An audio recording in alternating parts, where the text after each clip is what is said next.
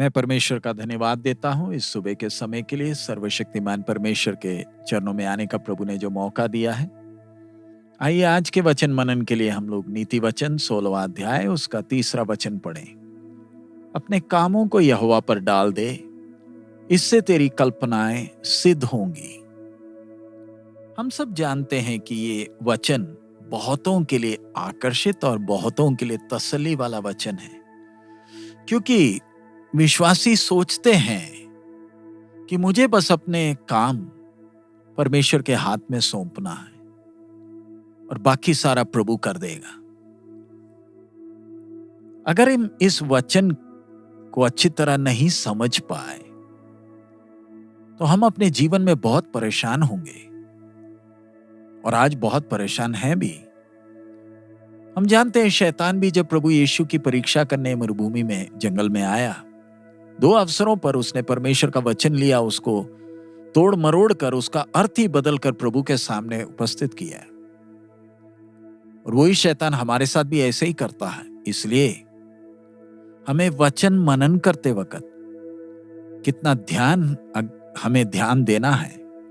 वचन को सीखते वक्त भी अगर हम सही तरीके से वचन को समझ ना पाए तो हमारे आत्मिक जीवन को हम तबाह कर देंगे और फिर हम शैतान को या फिर दूसरे पास्टरों को, प्रचारकों को दोष नहीं दे सकते हमें धोखा देने के लिए। परमेश्वर ने हमारे हाथ में सच्चा वचन दिया है और वचन का लेखक परमेश्वर की आत्मा हमारे साथ हर सत्य में हमारे चलाने के लिए हमारे साथ है। सो यदि हम प्रभु को और सत्य को प्यार करते हैं तो हमारा प्रभु विश्वास योग्य है, हमें सत्य के मार्ग में चलाएगा। जब हमने प्रभु यीशु को अपना उद्धारकर्ता स्वीकार नहीं किया था, तब हमारी सोच भी संसार के लोगों की तरह थी। हमने बड़े बड़े पाप तो नहीं किए होंगे संसार के हिसाब से, लेकिन हम सब ये बात को स्वीकारते हैं कि हम सब अपने सुख के लिए और अपने आराम के लिए जीते थे और हमारा मेहनत, हमारा सोच भी सब उसी सिद्धांत पर आधारित था। हम कभी भी प्रभु को पूरे तन मन से प्यार नहीं किए, ना ही हम परमेश्वर की इच्छा को प्राथमिकता देते थे। हमारे विवेक को शांत रखने के लिए हम कुछ रिवाज करते थे और सोचते थे कि इसके द्वारा परमेश्वर खुश हो जाएगा और हम थोड़ा सा अपने आप को शांत करने का प्रयास करते थे। लेकिन जब एक व्यक्ति उद्धार पाता है, नए सिरे से जन्म लेता है, तो सब बातें बदल जाती हैं। नए सिरे से जन्म लेने का मतलब वो व्यक्ति नया सृष्टि बन गया। उसके अंदर एक नया मनुष्य आया है जो स्वर्गीय स्वभाव में बना है और उसके पूरे व्यक्तित्व को बदल देता है। उसका सोच, उसका स्वभाव, उसका दूसरों के साथ व्यवहार, उसका परमेश्वर के प्रति का समझ, पाप के प्रति उसका देखने का ढंग सब बदल जाता है।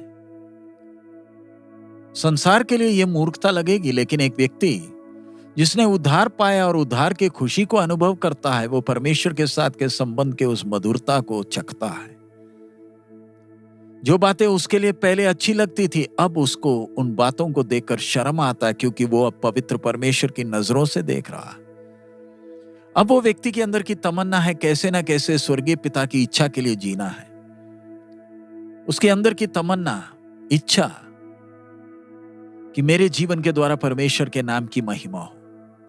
वो कभी भी यीशु का नाम लेकर अपने लिए महिमा या आदर इकट्ठा करने का कोशिश नहीं करेगा।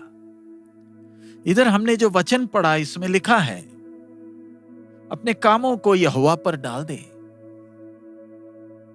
उसका मतलब अगर हमने अपने कामों को परमेश्वर के हाथ में सौंपना है तो वो परमेश्वर के नाम के महिमा का काम होना चाहिए। यानी उस काम का लक्ष्य प्रभु की महिमा होना चाहिए।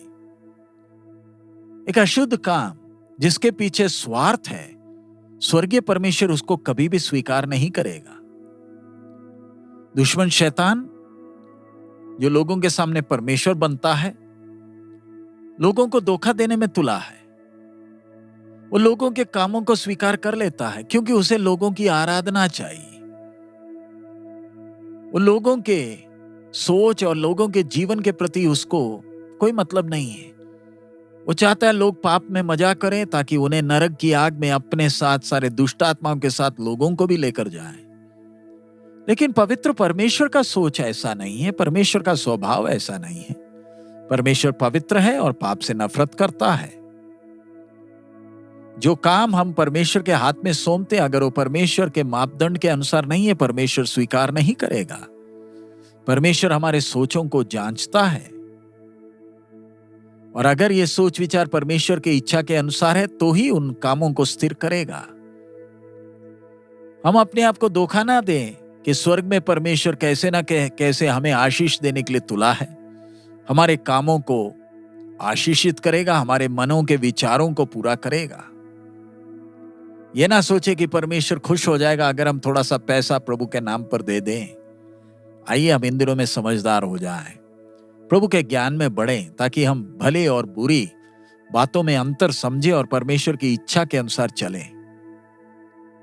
आइए हमारे पाप के द्वारा कलंकित अपने ज्ञान को परमेश्वर के ऊपर थोपकर परमेश्वर से अपनी इच्छा की पूर्ति कराने का प्रयास ना करें।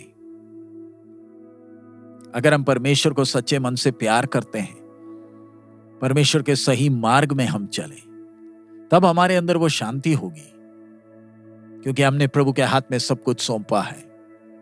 आप इस संसार के सफलता के मापदंड के अनुसार नहीं चलेंगे, लेकिन आप ये देख पाएंगे कि परमेश्वर की योजना के अनुसार के काम है तो परमेश्वर उसे स्थिर करेगा। हम बहुत से उदाहरण वचन में देख सकते हैं कैसे परमेश्वर के दास लोग, परमेश्वर के हाथ के बर्तनों ने अपने आप को प्रभु के हाथ में सौंपा।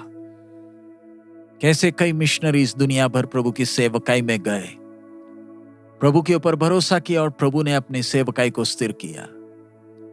उन्होंने अपने सुख को त्यागा, अपने जीवन को परमेश्वर की सेवकाई के लिए समर्पित कर स्वर्ग के हाथ में अपने आप को सौंपा, और स्वर्ग विश्वास योग्य था, उनके कामों को स्थिर किया, क्योंकि उनकी इच्छा स्वर्ग की महिमा थी। और आज ये जीवित वचन को लेकर हम विश्वासी अपनी स्वार्थ के पीछे इस वचन को इस्तेमाल ना करें। आइए हम समझदार हो जाएं, अपने आप को धोखे से बचाए रखें। हमारी एक ही तमन्ना हो कि प्रभु की महिमा हो, प्रभु के नाम के महिमा के लिए हम प्रतिदिन जिए। आइए हम प्रार्थना करें। हमारे अनुग्रहकारी दयालु पिता, हम आपका धन्यवाद देते इस समय के लिए, आपके वचन के लिए। प्रभु, हम अपने आप को आपके हाथ में सौंपते हैं बाप। प्रभु, हमारी हर बातें, हमारा सोच, हर बात केवल आपके नाम की महिमा के लिए होने पाए। आपने जो ये नया जीवन दिया प्रभु, हम इस लायक नहीं थे, लेकिन आपके अनुग्रह के कारण हमें नया जीवन जब मिला है, आपके नाम के महिमा के लिए ही जीने के लिए हमें मदद कर। जो भी हमें देखे आपकी महिमा देख सके, आपकी योजना पूरी हो। सब महिमा आप ही को देते हैं, यीशु मसीह के मधुर नाम से मांगते हैं, आमीन। प्रभु हम सबको बहुत आयत में आशीष दे। हमारा प्रभु अति शीघ्र आ रहा है। मारा ना था।